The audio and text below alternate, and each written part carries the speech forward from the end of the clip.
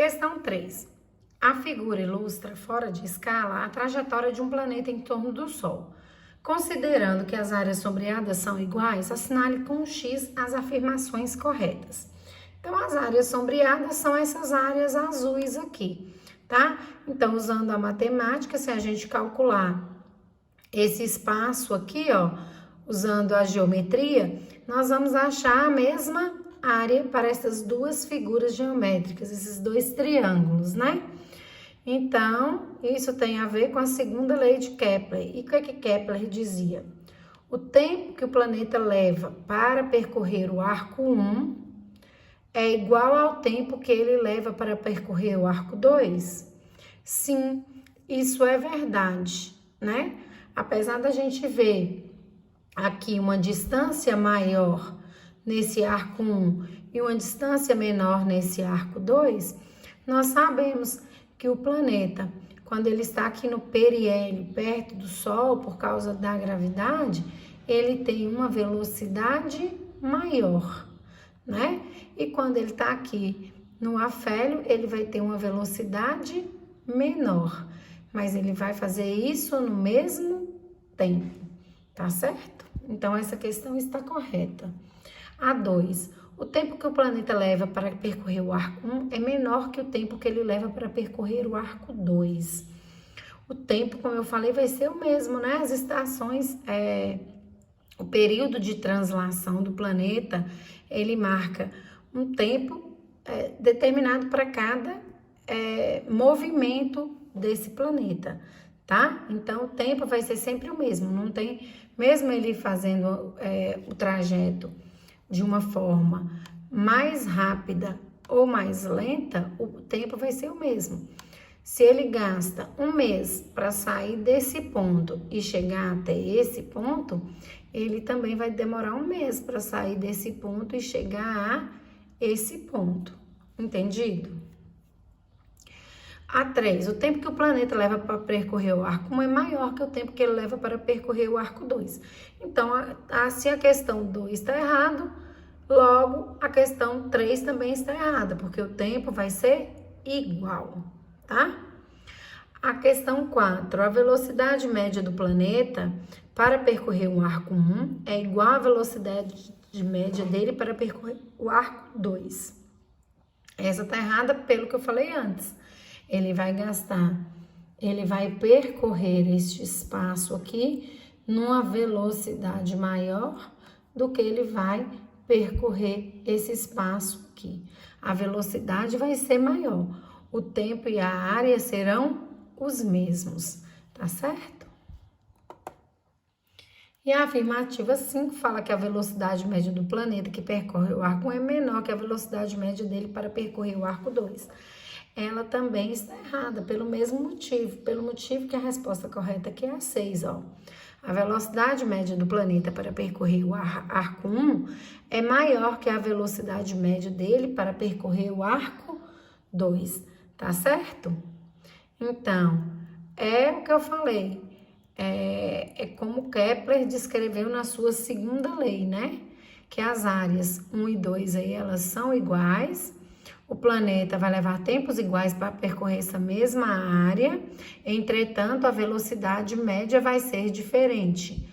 No periélio, essa velocidade ela vai ser maior do que no afélio, tá certo? Então, questão 4. O que aconteceria com o movimento dos planetas se a força gravitacional deixasse de existir?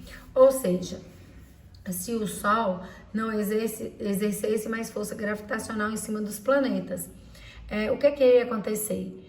Esses planetas, eles têm uma tendência de manter o seu movimento. Só que, ao invés de fazer uma elipse, ele faria um movimento em linha reta.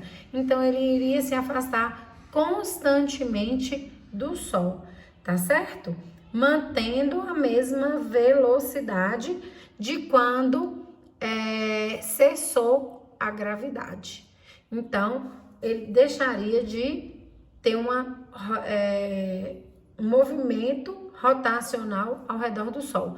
Ele passaria a ter um movimento retilíneo e ele ia ter sempre a mesma velocidade, até encontrar algum outro objeto que exercesse alguma força em cima dele, ou fazendo ele parar, ou fazendo ele voltar a girar, como a gravidade do Sol faz com a Terra e todos os planetas do sistema.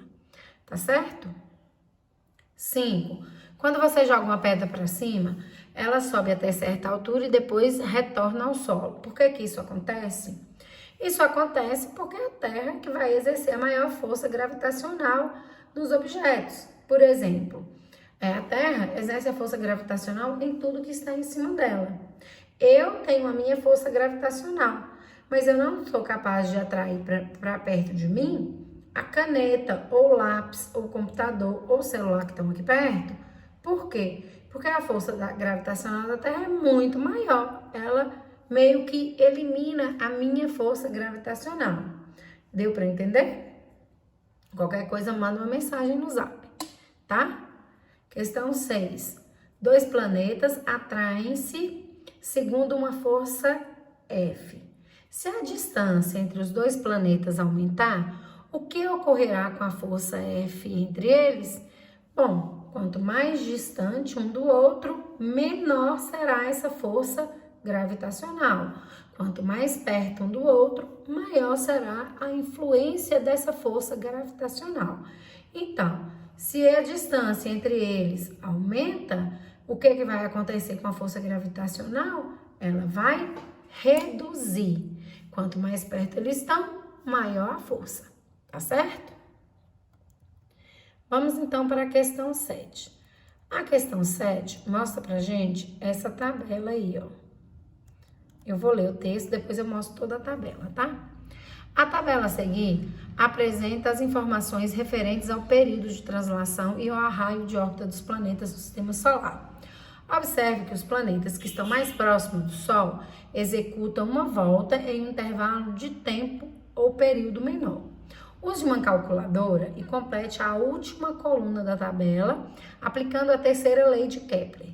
Utilize as regras de arredondamento para a terceira casa decimal. Então, o que acontece? A gente vai sempre manter, no máximo, 3 casas depois da vírgula, tá certo? Então, vou mostrar a tabela aqui. Essa tabela, ela está dando para mim o planeta Mercúrio, Vênus, Terra, Marte, Júpiter, Saturno, Urano e Netuno.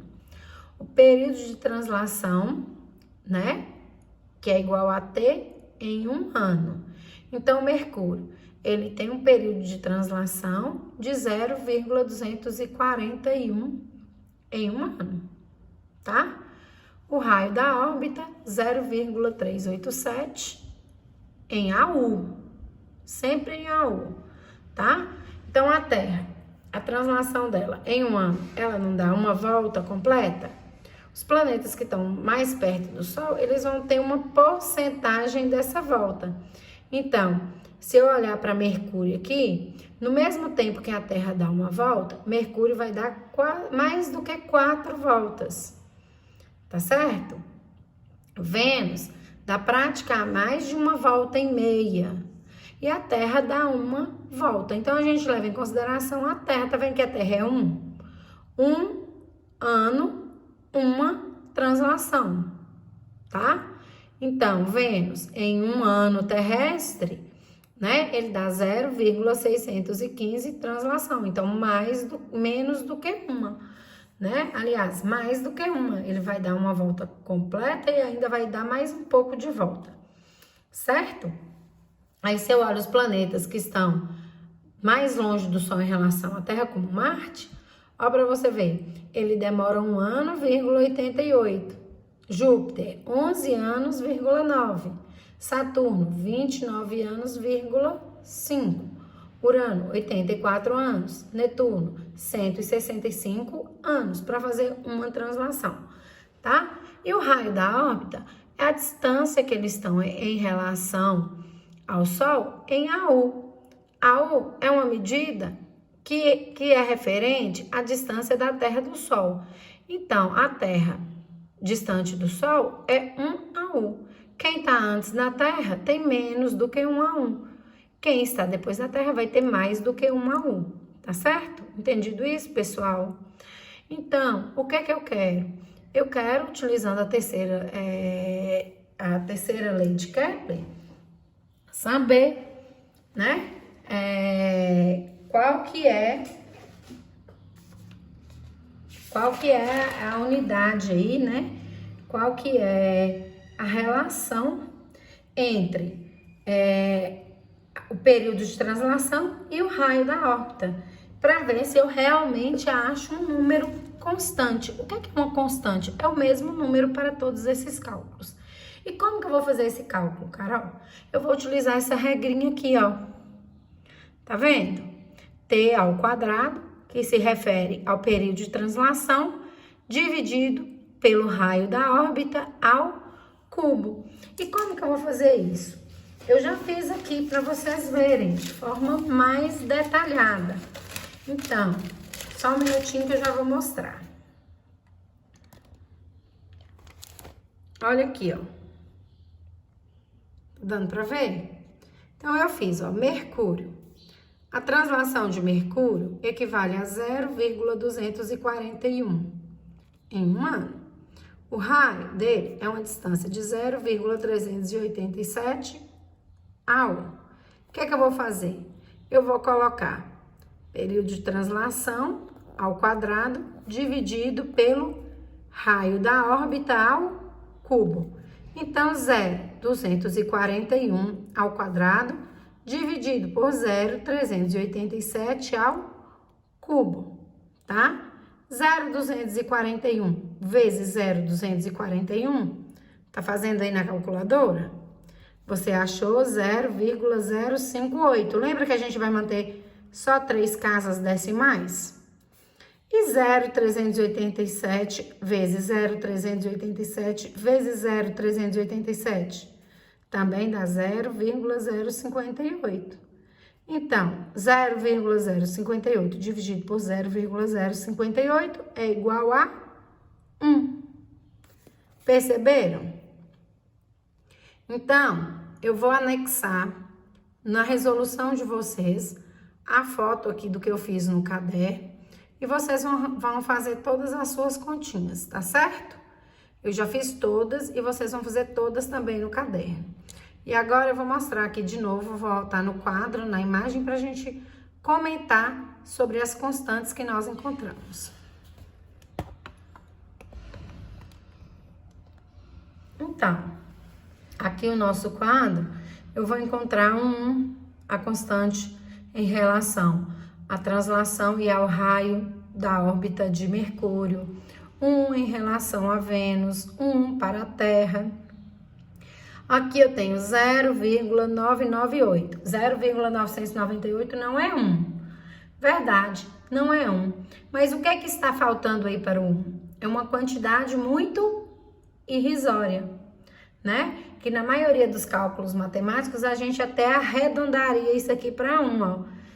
Se fosse uma nota mesmo, a gente não ia colocar isso para o aluno, a gente ia colocar 1 para o aluno, né? Então, muitas vezes, esse valor, ele vai ser arredondado sempre para o mais perto, e o mais perto aqui é 1. A mesma coisa, em Júpiter, a constante deu 1,005. Então, esse 5 aqui é um valor bem irrisório. Entendido, pessoal? E vocês vão ver que todos aqui, o que vai faltar para o número 1 é muito pouco. É o que a gente fala que é, de certa forma, insignificante, tá certo? Então, letra A. Observando o resultado da última coluna, podemos afirmar... Ficou fora de foco. Observando o resultado da última coluna, podemos afirmar que eles estão de acordo com a terceira lei de Kepler. Justifique sua resposta. Isso, eles estão de acordo com a terceira lei de Kepler, porque os resultados foram praticamente iguais. A diferença é muito irrelevante, né? E o que Kepler falou na sua terceira lei? Ele falou que a razão entre o quadrado do período de translação e o cubo do raio de órbita dos planetas, eles têm valores não exatos, mas que variam muito pouco, né? E aí é o que valida essa terceira lei de Kepler. Tudo bem? Letra B. Por que os planetas que estão mais próximos do Sol apresentam menor período de translação? Por quê? Porque a distância percorrida vai ser menor. Se eu peço você para dar uma volta ao redor de um banco, você vai conseguir dar essa volta num período menor do que se eu pedir um outro colega seu para dar uma volta ao redor da praça toda, né? Então, se a distância é menor, a velocidade, o período de translação, ele também vai ser menor, tá bem? Então, os planetas mais próximos do Sol vão fazer uma translação mais rápida em relação aos planetas que estão mais longe do Sol, que vão ter que percorrer uma área muito maior, vai ter um período de translação também maior. Tudo bem, pessoal? Então, no diálogo, questão 8. No diálogo entre a Terra e a Lua, qual a relação da força gravitacional com a gordura da Terra? Então, a tirinha mostra aí, ó, Lua e Terra. Uau, Terra, você está muito atraente. São os seus olhos, Lua. Não, é força gravitacional. Você está me chamando de gorda?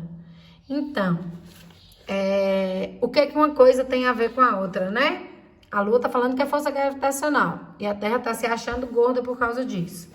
Por quê? Segundo a lei gravitacional, da gravitação universal, que foi proposta por Isaac Newton, quanto maior a massa de um corpo, maior é a sua força gravitacional e maior vai ser a atração desse corpo grande em relação aos corpos menores. Foi o que eu falei mais cedo em relação à caneta que está aí perto de você ou ao lápis, né?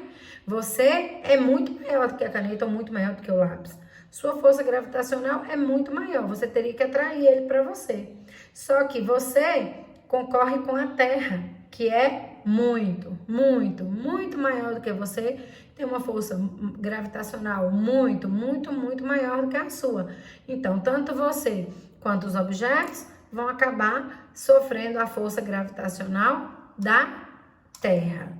Entendido? Então, nós vamos agora para a correção do caderno de atividades, tá certo?